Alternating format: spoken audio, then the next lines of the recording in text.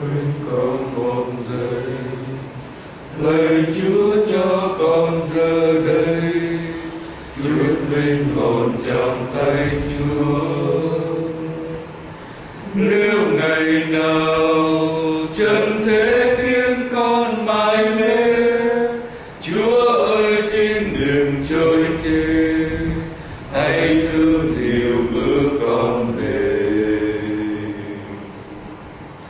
Xin dâng lên Chúa tiếng yêu ngọt ngào, nguyện đi nhớ thánh ân Ngài trao, nguyện theo chân Chúa đi qua đôi cá bó hay thầm giá.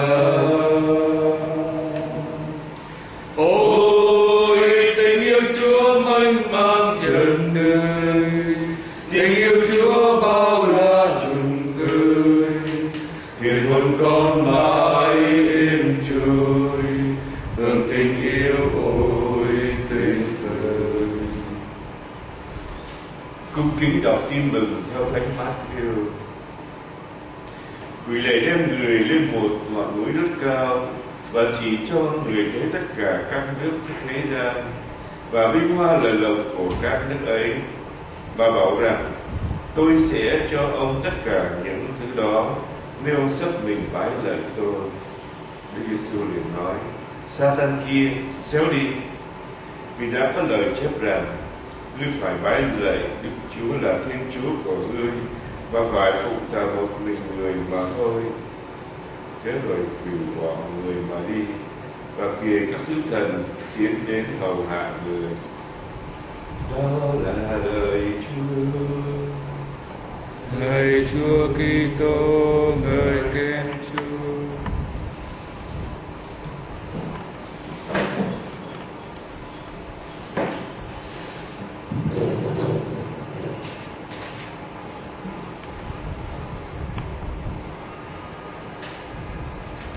Chúng ta vừa được nghe nói về cám dỗ thứ ba của Satan với cám dỗ Chúa Giêsu. Và chúng ta đọc trong buổi chiều nay khi chúng ta nói về vẻ đẹp của Đức Thánh Thần.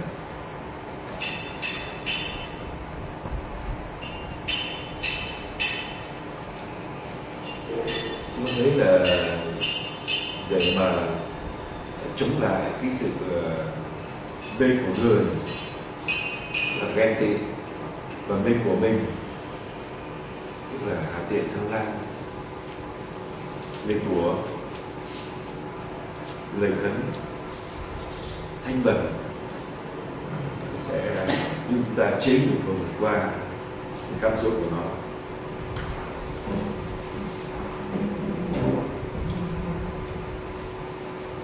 Quỷ cho đem Chúa Giêsu lên cao, cho thấy các nước thế gian sự vinh hoa lợi lộc của các nước ấy, và nói là tôi sẽ cho tất cả những thứ đó nếu giúp mình bái lạy tôi. Ma quỷ là cha sự gian dối.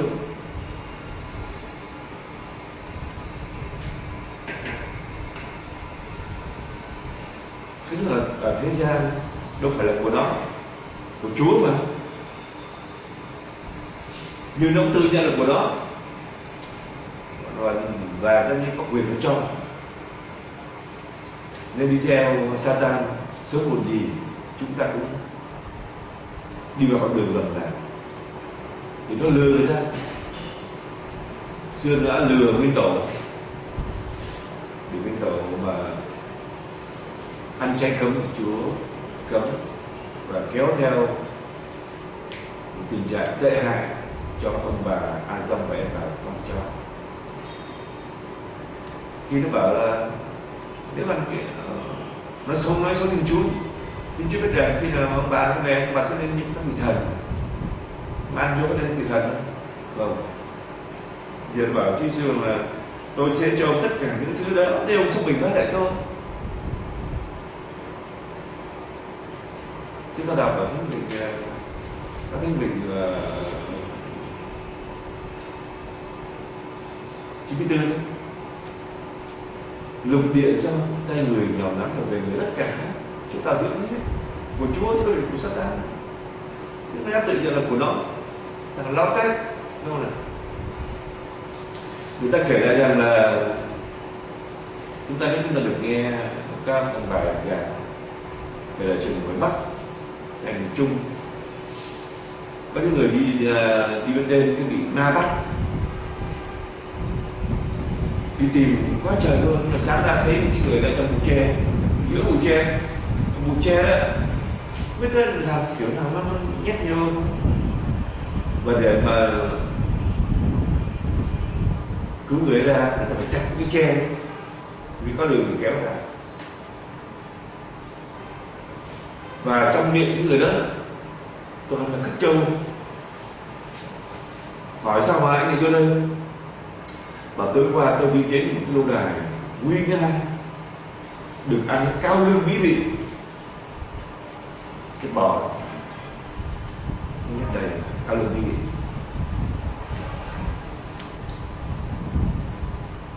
Nên nó là thằng dối trá và thằng lừa.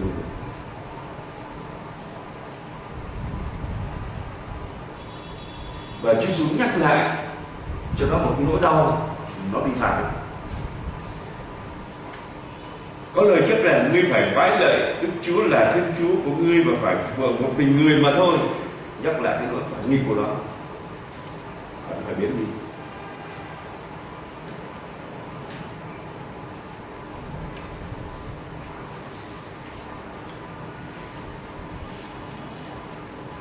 Có một lần người ta kể trong tích chuyện Thánh Francisco Salesio, ngài đi tìm các mục trước đi xe ngựa, để mà đi làm việc hay thêm sức, bán cái thêm sức làm bạn gái.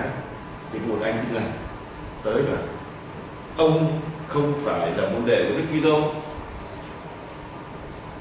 Đức Kitô cho đi truyền giáo, đi bộ. Bây giờ ông sẽ đi xe ngựa mà ông bảo là ông môn đệ Đức Kitô à? Nhưng mà anh Francisco sẽ là nhanh trí, nó bảo ông không đọc kỹ Kinh Thánh đâu, ông mở công vụ đi. Thầy sáu Philip để giảng lời Chúa cho nhiều hạ quan thì phải lên xe ngồi rồi thì giải thích được. Thế là anh ấy cắt lời luôn.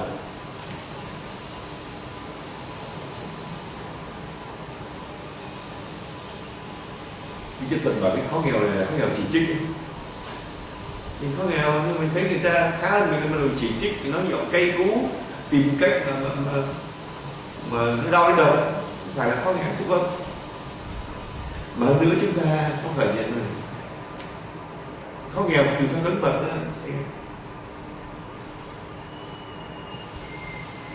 Theo bậc sống của họ nữa, khó nghèo của một vị giám mục khác khó nghèo của một vị linh mục, khác khó nghèo của một thầy phục sinh.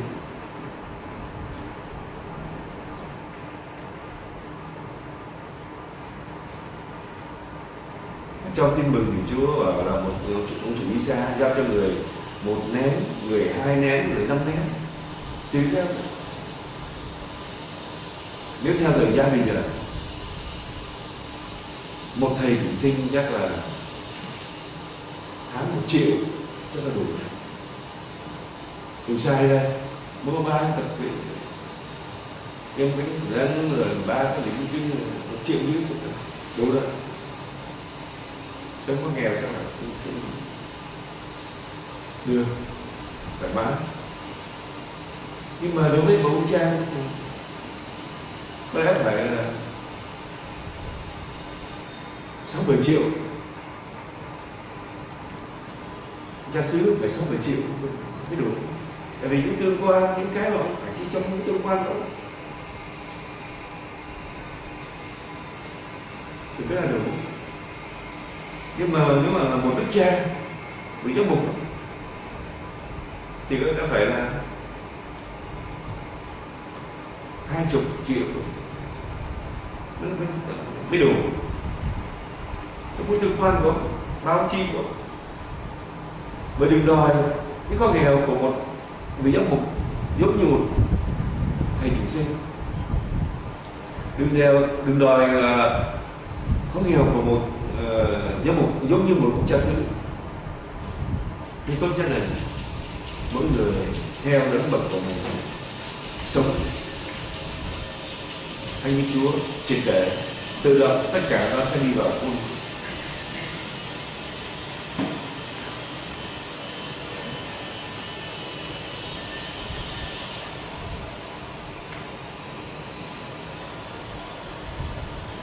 Vì chúng ta chiều nay chúng ta nói về thanh bậc theo đức tin. Ở mức độ cam lòng là gì? Anh biết rất rõ sức bận nghèo của mình, ơn lợi tôi của mình. Những người làm cũng xuất hiện nghèo. Vậy thì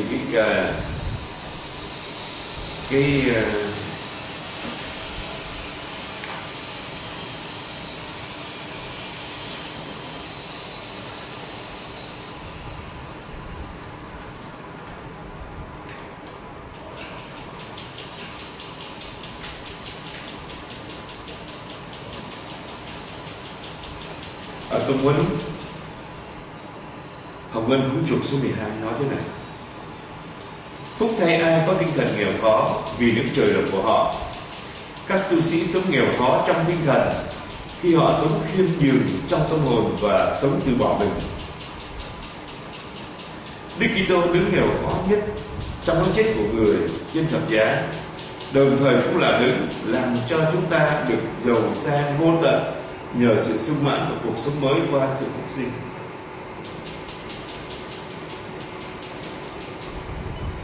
Nên phúc cho những ai có tinh thần nghèo khó vì Đức Trời được họ. Nghèo khó đây không phải là góp của, nói kiểu vào Đức Chúa Thuận, nhưng mà nghèo khó là biết cách dùng của cho đúng. Và cái mà mẫu số chung của những bậc sống lên, như là ví dụ như là thầy phục sinh hay là một linh mục hay là một giám mục là gì?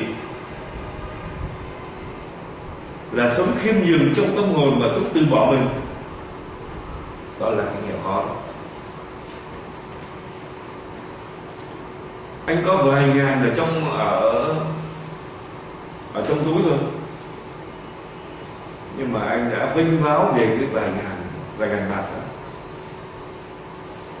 Đúng cái đó là anh nhảy tưng lên, anh tìm mọi cách để danh dịch đó. Anh chưa phải là người khó nghèo. Anh là cái dạng khó nghèo cam lòng khi bị lấy đi. Nhưng nếu có người họ có hàng chục cây vàng ở trong người, nhưng mà họ sống khiêm nhường trong tâm hồn, họ sống từ bỏ mình, họ sẵn sàng bỏ đi riêng mình, sẵn sàng họ từ mất đó một cách nhẹ nhàng. Họ có tinh thần nhiều, họ là những người mà sống như là tinh thần minh bạch được thực sự. Những cái thực sự để mà làm chúng ta trở nên những người có tinh thần nghèo khó, hay là nghèo khó trong tinh thần, đó là gì? Khiêm nhường trong tâm hồn và sự từ bỏ. Để trong điều được nói trong sách Giáo lý Công giáo số 2546, đó là điều rất là hay.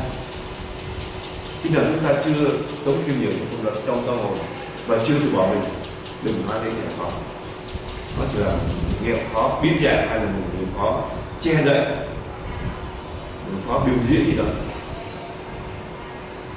Để biết rồi, một thầy chúng sinh, một linh mục, một giám mục thực sự là nghèo khó, thực sự không có sống khiêm nhường trong lòng và từ bỏ mình. Đó là cho các mẫu số chung để mà được cái chính cách của cái bên ngoài, từ cái bậc sống của họ, Chúa cho họ phải dùng. Một người có bình 5 lít mà họ chỉ có được 4 lít thôi, họ là người thiếu. Nhưng mà cái bình 4 lít ấy, thì chưa đối với những người có 2 lít. Thì giờ chúng ta nói lên ví dụ một nén, 2 nén và 5 nén. Một người 5 lít nước bình của họ mà họ có 4 lít thì 4 lít rưỡi, họ là người thiếu. Trong khi 4 lít rưỡi so với người anh chàng có bình 2 lít là dư gấp đôi rồi. Nhưng nếu anh chàng nó bình 2 lít mà có chỉ lít 8 là thiếu. Nhưng mà lít 8 thì sau với chồng 1 lít thì nó là dư dả ở đây.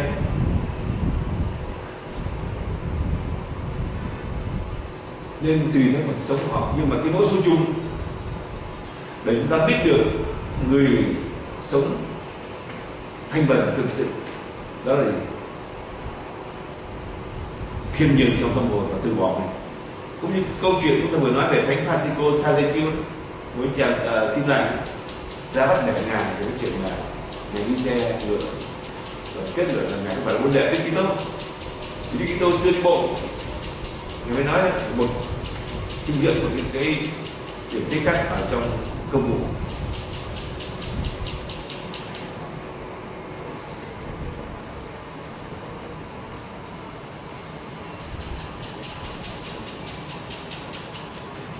Và Đức Kitô trong cái nghèo khó nhất, đứng nghèo khó nhất trong cái chết của người trên thập giá,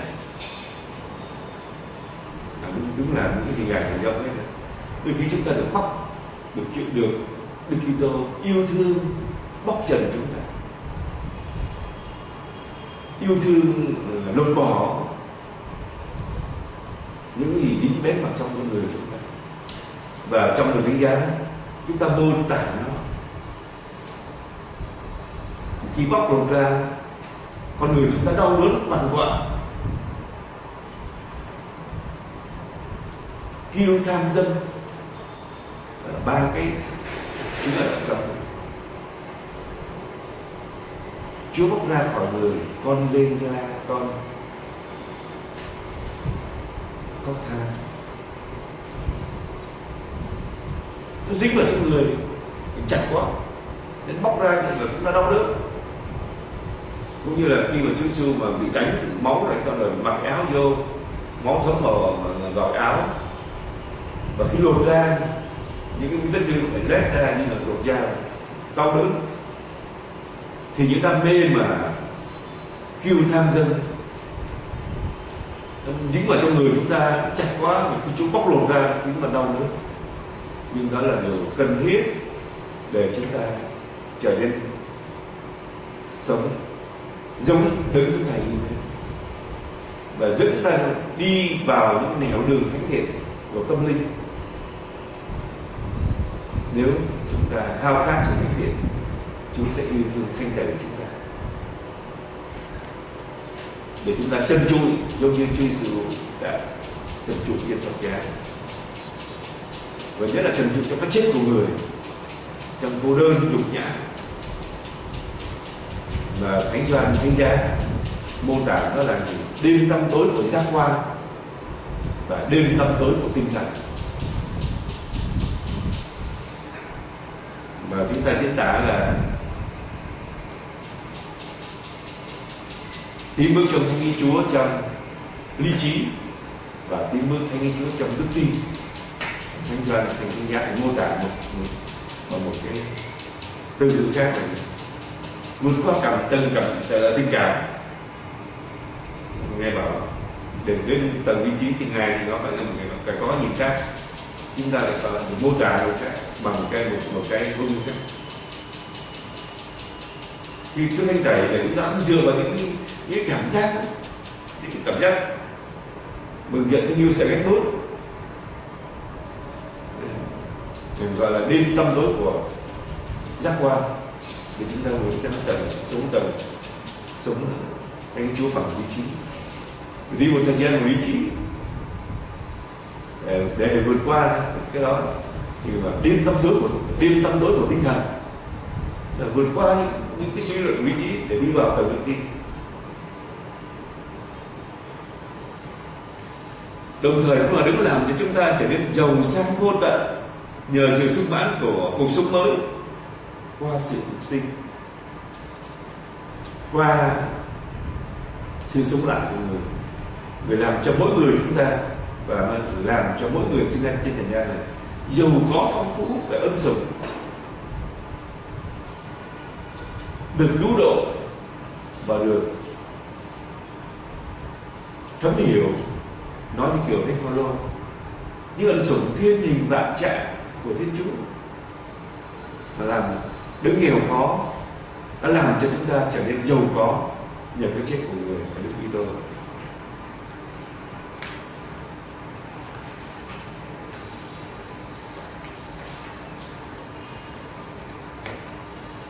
Để chúng ta đã sang mức độ mà sống thanh bần trong đức tin, mức độ bằng lòng, biết kết thoát số phận của mình, nghèo, gọi tu, biết có những người biết lòng chấp nhận nghèo, bằng lòng chấp nhận nghèo. Lúc mà Chủ nhật vừa rồi chúng ta vừa được nghe và tĩnh tâm đọc tin mừng trong Marco, nhưng mà nếu về trong Matthew chương 10 câu 5 đến câu 10, Chúa Giêsu ra các chỉ thị truyền giáo. Chúa Giêsu đặt các tông đồ vào một tình trạng gì? Một, phải tín thác vào sự quan phòng của Chúa Cha. Hai là gì? Goodbye Chúa Giêsu.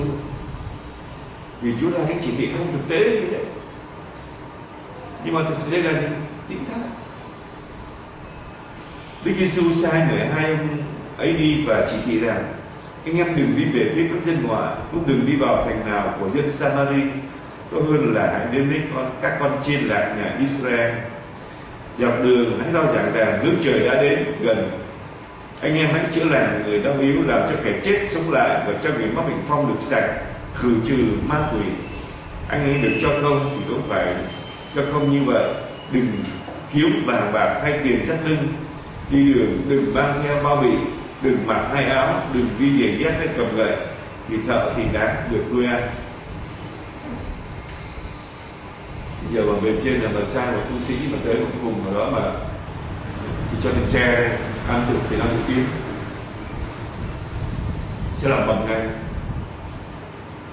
một loại trường công thực tế có thực vực đạo chứ đi về ai chịu nổi. Nên tùy từng bề ở trên là nhà huấn luyện mình, chúng ta được gì thôi. Nếu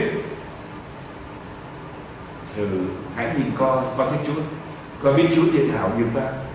Và khi chỉ thị như vậy đó mà không đi như vậy đó, và khi về Chúa sửa các con có thiếu thì không thiếu gì hết. Khám phá ra ngoài những cái nỗ lực của mình còn có bàn tay Thiên Chúa ở trong.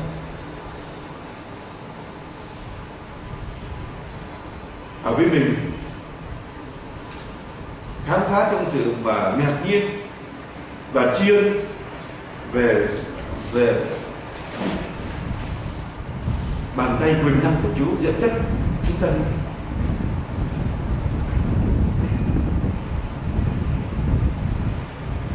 Nói về mình thì không hay lắm, nhưng mà anh không có cái ví dụ nào để chia sẻ với các em. Nhưng mà thực sự có thể chia sẻ với các em là khi anh đi vào Gia Đào, anh có thể không có tiền dư ở đắp lưng, có vài ngàn, và anh có một cái nồi ga, nhớ một ga để nấu cơm cái người nhỏ với chừng độ 2 kg gạo lứt. Anh vào Gia Đào, nơi đó không phải nơi giàu có, nhưng người ta giàu ta đâu đi cái thế mới đâu. Nơi đó chưa có nhà nguyện chính thức, có nhà nguyện tạm thời, khởi từ sự từ xúc lo. Rồi có một lần là vì mới ra nghề mà đủ khách hàng để mà cái xứ nghèo nên họ không có quỹ sẵn. Rồi ở các giáo xứ mà họ xưa giờ có gì, có ruộng của giáo xứ để lấy để nuôi cha, nuôi thầy. Đây là cái mới không có. Có dân họ nghèo này không giúp đỡ được cho thầy cái gì. Nhưng quả thời 13 năm trời sống ở đó, hỏi thiếu không thiếu. Thì tôi nghĩ là gì? Không thiếu gì cần thiết nhất để mà sống. Chính khi chúng ta được đẩy vào một tình trạng mà có thể thiếu thốn. Chúng ta mới nghĩ đến cảm được sự quan trọng là gì. Chúng ta mới thấy được chúng quan trọng là gì. Còn nếu chúng ta mà đầy đủ dư dật, chúng ta sẽ không biết chúng quan trọng là gì. Để chúng ta thấy rằng sống mỗi ngày, tín thác mỗi ngày vào Chúa, và chúng ta cảm nhận cái sâu sắc rằng Chúa trung thành trong mọi lời Chúa phán và thánh thiện trong mọi việc Chúa làm được. Tuyệt vời. Nên khi chúng ta, những người trong sống thánh vật ở trong đức tin, đi ở trong đức tin và chấp nhận bằng lòng, anh ở trong một tình trạng là bước đi trong lòng tin. Một số cha làm nhà thờ không đủ tiền, mà thấy việc cần làm là làm đó. Mà khi làm thì tự nhiên là người này người kia giúp đỡ. Anh nói như cha Nhuận ở Lam Sơn của mình, nghe bảo làm nhà thờ mới thấy là không phải là thấy Chúa, nhưng mà thực sự đụng vào bàn tay của Chúa. Khi cần tìm người ta, nhưng khi chúng ta được đẩy vào trong tình trạng tín thác, nếu chúng ta tín thác mở ra cho chúng ta một sự phong phú, chúng ta cảm thấy được Thiên Chúa là đấng mà quảng đại phong phú, thì chúng ta tin. Còn không thì chúng ta sẽ thất vọng. Cũng như là lần nào thầy Châu dạy cho anh Trần Tường Ba về cầu nguyện ca ngợi. Ca ngợi là chìa khóa để mở ra ân sủng. Gặp khó khăn, gặp đau khổ, chúng ta biết ca ngợi Chúa qua cái khó khăn đó, mở ra ân sủng. Còn nếu chúng ta trách móc thì ân sủng đóng lại, chúng ta là những người khô cằn, văn quạ. Nên lời ca ngợi luôn luôn là chìa khóa mở ra ân sủng cho chúng ta.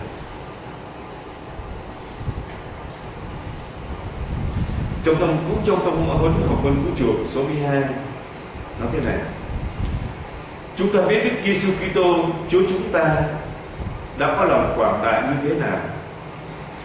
Người muốn giàu sang phú quý nhưng đã tự trở nên nghèo khó vì chúng ta, để lấy cái nghèo của mình mà làm cho chúng ta trở nên giàu có. Người là thầy và là người phát ngôn về sự nghèo khó làm cho các tu sĩ trở nên giàu sang. Sự giàu sang vô tận này khi được ban tặng cho linh hồn họ ngang qua một nhiệt ân sủng, thì tạo nên trong chính các tu sĩ, chính nhờ sự nghèo khó, một nguồn mạch làm cho người khác được nên giàu sang không thể sánh ví được với những gì do của cải vật chất sinh ra, ngang qua cái chết của Ngài đã cho chúng ta được giàu có về ân sủng. Và chính trong cái nghèo khó ở trong đời sống tu sĩ đấy, nó lại làm cho chúng ta gì? Trở nên một nguồn mạch cho người khác được ân sủng. Và nếu chúng ta mà giàu có, mà chúng ta càng nói với nhau nhiều lần, thường là tiền bạc vào nhân đức đi ra, tiền bạc vào nhân đức đi lên thì phải thánh, nó là phải đứng như đó thôi. Có thường tiền bạc vào nó đi ra, nó để chúng ta làm nô lệ, nó làm con chủ của chúng ta. Còn tiền bạc vào nhân đức lên thì đứng lên nó thì phải thánh thiện. Còn chính cái sự nghèo khó của mình, cái sự khiêm nhường trong lòng từ bỏ mình thì mình được đầy ân sủng, và mình lại trở nên làm nguồn mạch làm cho người khác được giàu có. Và cái sự mà làm điều này nó còn phong phú hơn là do của cải vật chất sinh ra. là cái tinh thần của tội không có.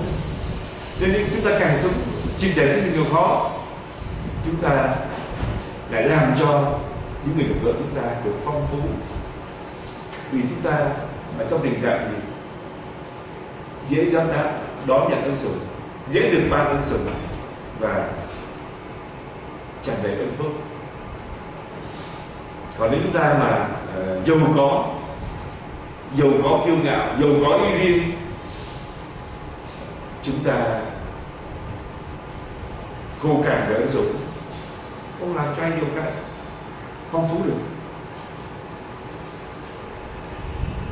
Và chúng ta sang cái mức độ mà thanh bần trong đức tin, là mức độ mà vui lòng, biết rất rõ số phận nghèo của mình, sống được ơn gọi tu của mình thôi, vui lòng chấp nhận nghèo, hay là nói là rất thích sống nghèo, hay là rất thích gì khiêm nhường trong lòng và từ bỏ mình. Nên khi Chúa Giêsu nói về tin tưởng trong văn phòng, Ngài bảo nói gì?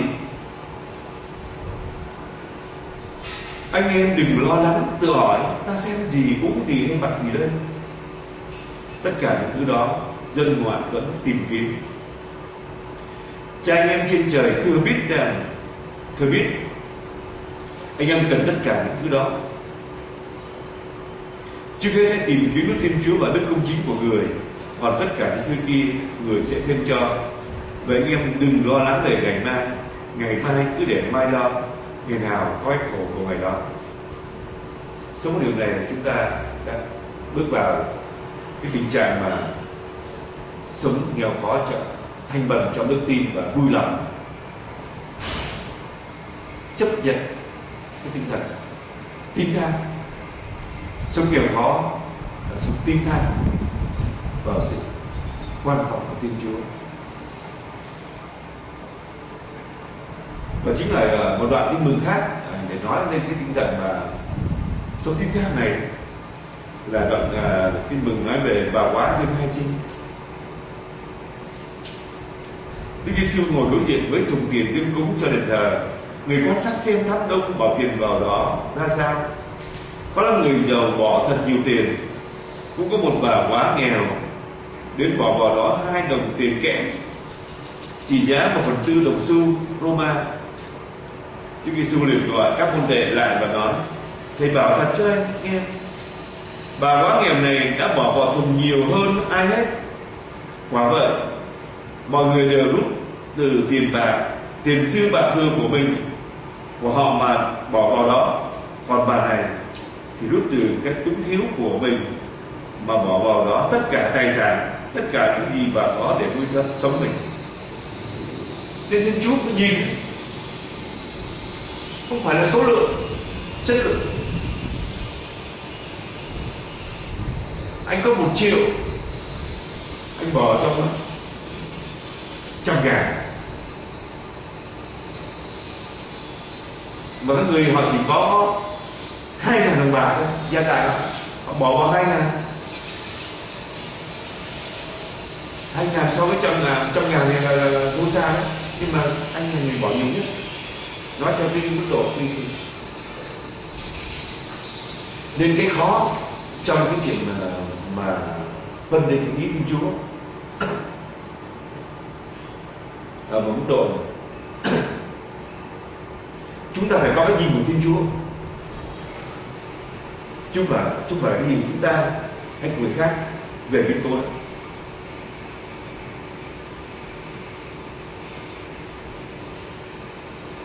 Chúng ta phải coi cái thước đo của Thiên Chúa, không phải thước đo của chúng ta hay là thước đo của người khác. Lần nào chúng ta nói trong tin mừng, nói về những đoạn tin mừng đấy trước, khi Chúa Giêsu nói về cuộc khổ nạn của Ngài, ta lên Jerusalem, ta sẽ bị các luật sĩ thực tế kỳ lạ đánh đòn chết đi, 3 ngày sau sống lại. Thước đo của Chúa. Thế rồi thì cho thước đo đó không hợp. Lại thầy xin Chúa đừng để thầy như vậy. Satan lui sau ta. Ý của con là ý con người, không phải ý Chúa. Các cái nhìn của Thiên Chúa khác nhìn của mình. Cái nhìn của Thiên Chúa là cái khổ nạn của Chúa nó đem lại sự phong phú, một sự giải thoát thực sự cho con người và cho từng người. Thế tôi lại cho đó là một cái sự xuống cấp, một sự không thể chấp nhận được. Chúa Giêsu nói thế ở trong công vụ, tùy theo mức độ của từng người nhé, và tâm linh của mức độ mà tính bước của người mà Chúa dẫn đi là sẽ được ký kết. Đôi khi có những điều mà chúng ta thấy là lề luật cấm, nhưng mà Chúa bảo là khi mà Phêrô được cái tỳ kiến một cái túi bỏ xuống, chúng nó rắn rết trời heo rồi ở trong đó là xin bạn được chúng con không ăn có đồ dơ, thì có lời là điều mà Thiên Chúa cho là sạch nên đừng bảo là dơ. Lời luật cần phải có, nhưng ý của Chúa vượt qua lời luật. Ý của Chúa mới là bậc thước. Cũng như chúng ta sáng nay chúng ta nói về cái đoạn mà tin mừng mà các đồng đồ đi theo Chúa, đói quá và nó bứt lúa lại cho đỡ đó, thì phái chục lên môn đệ của thầy ăn bứt bông lúa ăn ngày sa bát. Các môn đệ của thầy vi phạm luật. Chúa Giêsu chia sẻ thôi. Thế ông nghĩ sao về đoạn mà David đi vào trong đền thờ và ăn bánh tín thì dành cho khách? Thực tế ông lấy cho ông và nên Chúa Giêsu nói một điều rất là hay thôi. Lời luật được đặt ra vì con người, chứ không phải con người được sinh ra bởi lời luật cho lời luật. Nhưng điều này chúng ta phải được Thiên Chúa dẫn dắt hơn. Thôi đừng có vin vào đó mà có thể là bẻ không. Những ai được Thiên Chúa dẫn dắt, nhất là đi trong tầng sông Thiên Chúa theo đức tin, nên thành ra là chúng ta phải được chia sẻ đấy, để người có kinh nghiệm họ dẫn mình đi, để mình đi mau, còn không hoặc là mình ngừng chừng lại, mình không dám đi qua, đi chừng lại mức tiến độ tâm của mình chừng lại. Khi mà mình chỉ sống để ý Chúa, phải được chia sẻ. Nên cái bà hóa này bỏ vào trong là 2 đồng trinh, 2 trinh là cả gia tài của bà. Chúa Giêsu nhận xét là đây là bà người bỏ nhiều nhất. Còn người giàu có bao nhiêu tiền mà nó tiền dư bạc thừa của họ hơn. Cũng như chúng ta dùng nhiều lúc nãy, nếu người có 1 triệu bỏ hết 1 triệu vô, đúng không? Gia tài của người đó anh đã thực sự bỏ nhiều rồi. Có những người có 2.000 bạc mà bỏ hết 2.000 vô, không tương đương. Nên đối cái nhìn, cái khó nhất là gì? Chúng ta phải có được cái nhìn của Thiên Chúa về tất cả các biến cố sự kiện để đánh giá đó phải là Thiên Chúa điều chung quốc tâm, chứ không phải là cái mà tiêu chuẩn của mình, quy luật của mình. Nhưng những điều này phải được hướng dẫn. Nên Chúa Giêsu mới nói về một cái điều mà sống thì thanh bần, nên đi theo cái nhìn của chúng ta trong đức tin và vui lòng là gì? Về dù con kho báu và quý, bắn tất cả đi để không vui lòng. Nước trời giống như chuyện kho báu chôn giấu trong ruộng, có người kia gặp được thì liền chôn giấu lại, rồi vui mừng đi bán tất cả những gì mình có mà mua từ ruộng ấy, vui mừng lắm vì mua được ruộng đó thì được kho báu.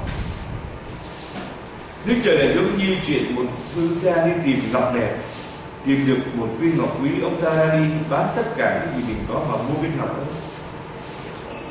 Thanh bần trong đức tin và vui lòng chấp nhận mất tất cả để có được, mà có được nó gì phong phú hơn những gì mà mình bỏ ra. Nói đây thì chúng ta là nhớ đến một vị thánh rất là biết thương, thánh thiện, thánh Doan Viên này. Người ta bảo là Thánh Long bên đây những năm cuối đời của Ngài, chúng ta biết là theo như sử sách kể lại đó, thánh nhân bị quỷ nó hiện ra hàng ngày phá phách. Ngài ngủ thì nó nhập cái gối bảo ấy ông linh mục nằm trên đùi tôi, phải quen mà quỷ im lặng cho cha sư ngủ, Ngài ngủ thì quen. Đêm rồi nó nghe đâm đâm như người ta đi trên mây nhà, nhưng mà nó càng phá nhiều thì hôm sau thì Ngài nói cái kiểu là bắt con cá bự, tức là những cái hồi mà bỏ xưng tội lâu năm, 10 năm 20 năm. Rồi những năm cuối đời gần cuối đời Ngài tức có nó lật cái giường của Ngài ngủ lên nó đốt lửa cháy, thế là càng tốt, có nhịp sống khó nghèo của đất. Nên những gian khổ làm cho người thánh là gì? Tiến sâu hơn, tiến xa hơn trên đường nhận thức, chấp nhận. Còn nếu chúng ta có tin mừng, chúng ta sẽ được nghe một đoạn nữa là việc thánh gia trốn sang Ai Cập. Thánh Giuse đang ở Israel, có nghề thợ mộc, quen mối quen lái thôi, chút kệ chạy trốn sang Ai Cập làm lại từ đầu vì không biết mình. Nhưng mà trước văn phòng cho ngài lên đó vượt qua, dẫu nghèo có và vui lòng chấp nhận như Chúa, không thắc mắc, không trách móc. Còn nếu một người như bạn đi, Chúa tổn năng nhiều đâu, phải thua thằng heo đê rồi chạy trốn sang Ai Cập rồi, không phải là Chúa đâu. Nhiều người trong gian khổ, trong thử thách trách móc Chúa, lý luận với Chúa, kèo nàn với Chúa, tranh luận với Chúa. Ôi con chấp nhận như một đứa con thơ dại. Cũng như có lần chị Mandalene, người khai sáng thành lập dòng khai sáng dòng tiêu mũi, nhưng bảo khi mà một đứa trẻ bên trên cánh tay của cha nó bên bờ vực, cha nó tung đứa bé lên, đứa bé chỉ cười vì nó biết rằng chắc chắn nó sẽ rớt vào trong vòng tay của cha, không thể nào rớt xuống vực nữa. Nhưng chị muốn diễn tả một sự tin thác trong nhà, nên mà tin tưởng ca ngợi, chúng ta sẽ đi qua trong ân sủng và niềm vui và lời tạ ơn, lời ca ngợi. Còn chúng ta trách móc, kỳ kèo, tính toán, lý luận,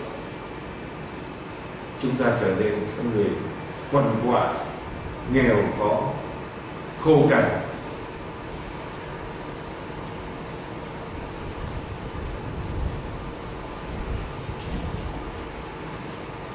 Chúa Giêsu yêu thương mời gọi chúng ta sống như vậy.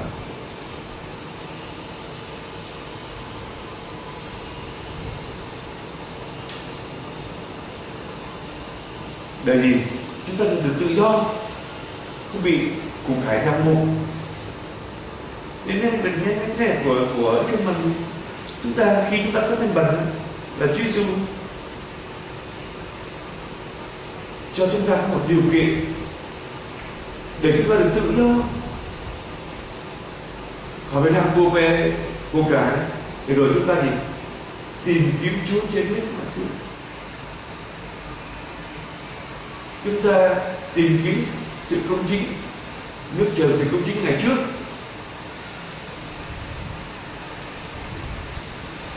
Đức Hồng vị Francisco Sade cũng cẩn thận diễn tả cái này: người ít đòi hỏi là người sung sướng vì thấy mình đầy đủ, người nhiều đòi hỏi là người khổ cực vì cứ thấy mình thiếu máu cốt mãi. Trong Đường Hy Vọng số 409 ngày diễn tả về cái đức thanh bần. Ngày đây chúng ta từng học Nguyễn Công Trứ: chi túc đãi túc hà thời túc, chi nhàn đãi nhàn hà thời nhàn. Bài thơ của ông biết mình đủ thì ra đủ, biết mình nhàn là nó nhàn. Còn những người mà khao khát và tham lam thì không bao giờ là đủ, không bao giờ là nhàn nữa, nó thấy được cực khổ à.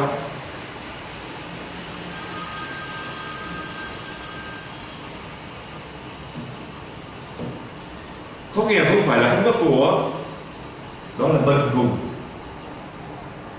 thiếu thốn. Khó nghèo trước tiên là sử dụng cho đúng. Một cốc cà phê, một cốc bia cũng là một cốc mồ hôi, một cốc nước mắt, một cốc máu đổ đi nó. Một gói thuốc cũng là một hơi thở hồn hển của người lao động. Sự thanh bẩn thứ nhất là gì? Là làm việc. Đây là niềm an ủi của con khi hiểu ý nghĩa của nhọc mệt lao tác hàng ngày. Hạnh phúc của con được Chúa nói trong Phúc Âm: phúc cho tôi tớ đó, chủ đến mà gặp nó đang làm như thế. Được đi vào số 422 và 423. Ngài diễn tả về cái thanh bẩn mà Ngài diễn tả cái chương này trong tù nha, đừng đi vào biết trong tù, cái ngày bị giam cầm, nghèo khó.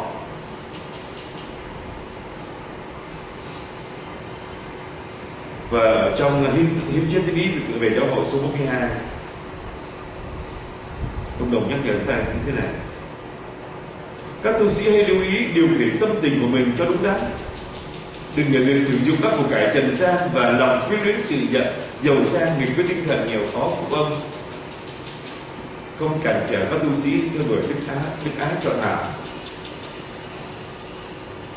Làm sao điều khiển tâm tình mình cho đúng đắn đây?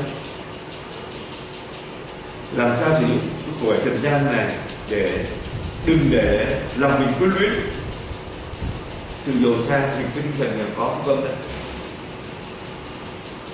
Chỉ có ơn Chúa, chỉ có Thánh Thần mới cho chúng ta ánh sáng, sức mạnh để chúng ta sống đúng tinh thần nghèo khó Đức Kitô. Và chỉ khi nào Chúa thấy là chúng ta hạnh phúc, chúng ta tự tương cho khi chúng ta sống triệt để lời tuyên ngôn này, lời tuyên ngôn nghèo khó. Chúng ta cảm thấy hạnh phúc vì chứ không phải là tôi thất nghiệp khó vì tôi có tiền, tôi thất nghiệp chứ không có tiền tôi thất nghiệp khó, phải vậy. Nhưng vì thực sự tôi muốn sống giống thần tượng của tôi là Đức Giêsu, đấng tôi yêu mến, tôi trở nên giống Ngài và tôi được tự do khỏi ràng buộc bởi của cái để tôi tìm kiếm những Thiên Chúa trên hết mọi sự. Nhưng có những người mà không hiểu về tinh thần nghèo khó vậy, nhìn nó rất là khó hiểu và đi khó chịu. Người ta kể một việc một ông kỹ sư, một anh ấy là kỹ sư để nguyên tử học ở Paris, đi tu dòng tiểu đệ, và dòng tiểu đệ đi họ làm nhà tập ở trong sa mạc, môi trường huấn luyện anh đối diện với gió cát và thượng đế. Một là gặp Ngài, hai là thôi chia tay Ngài. Khi thấy hoàn cảnh nghèo khó đó, bà ấy khóc, bà nói yêu thầy tu viện trưởng, thầy coi như vậy không hợp lý, để cho con tôi nó làm ở Paris rồi nó có tiền nhiều, nó gửi cho các thầy lên để đỡ không? Bà ấy nói theo kiểu con người, nhưng ông thầy cái kiểu nó chỉ mỉm cười. Bà đã hiểu cái gì của Chúa. Tôi cần giàu có đâu, tôi cần tin con người dưỡng ít, con người mà từ bỏ theo Ngài.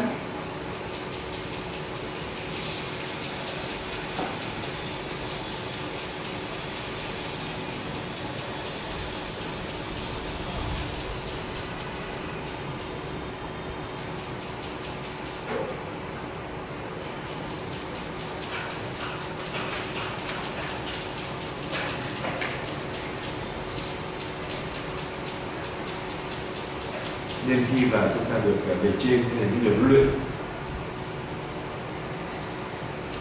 đúc kết chúng ta về thanh bẩn, Nên khi mà anh đồng hành với em sau này, anh hỏi về ba lời thánh, con sẽ vâng phục anh để thắng mê trí với ý mình thế này.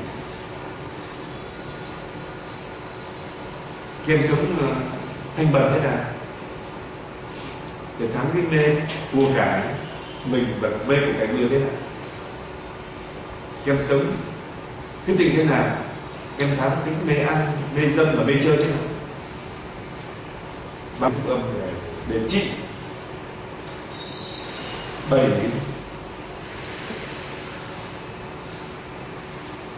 gốc tội đầu, 4 tội đầu.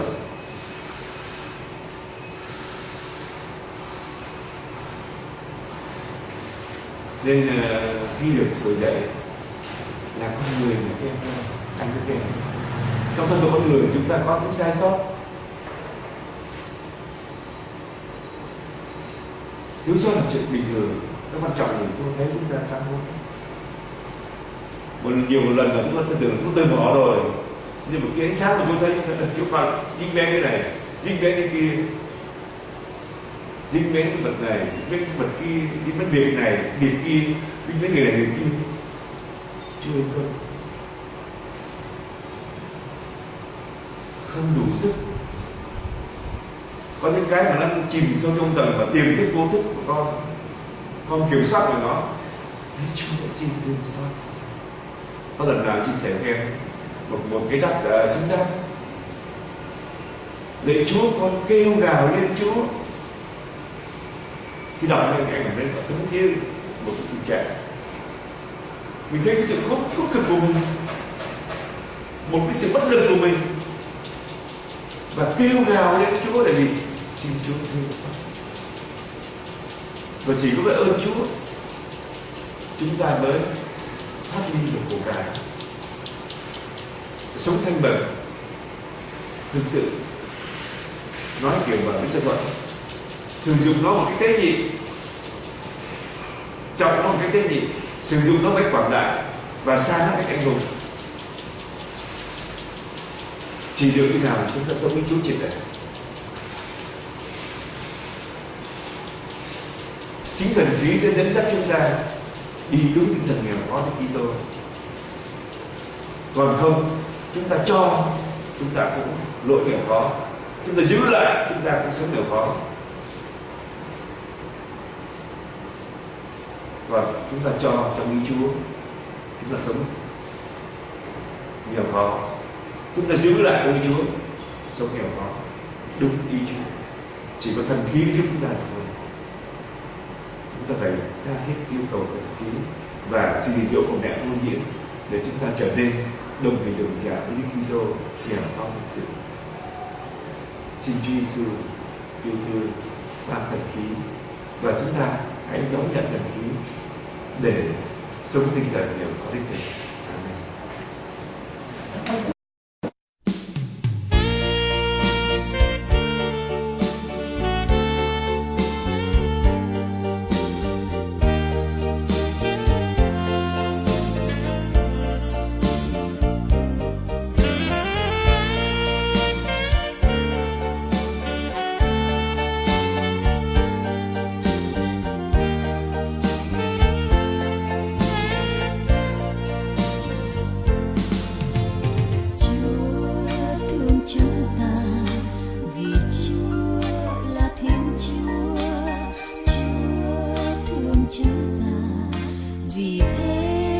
Chúa sinh ra, Chúa thương chúng ta, vì Chúa